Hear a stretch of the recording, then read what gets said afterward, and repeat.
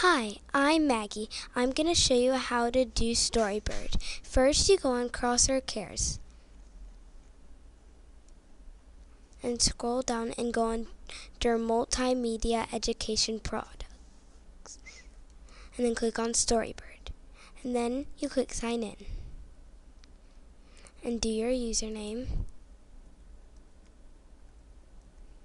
And then password. Oh man.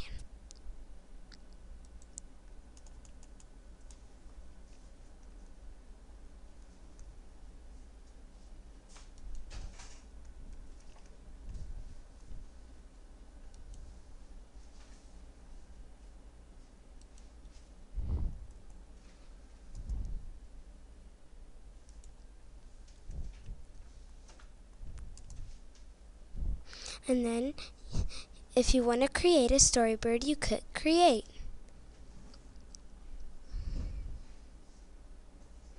And then you scroll down, and if you want Creepy Cuties, you can click that. And then find which one you want.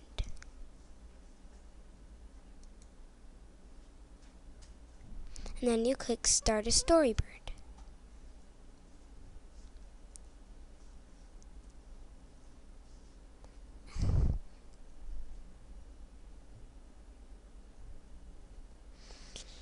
And then you can, if you want different pictures, you can do different pictures.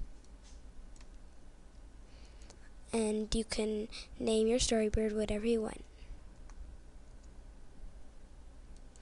And then if you want, you can type something. And then when you're done, you click Save.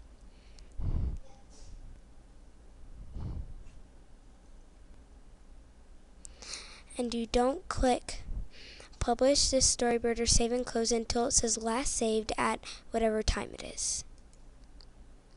Let's say you wanted to publish the Storybird.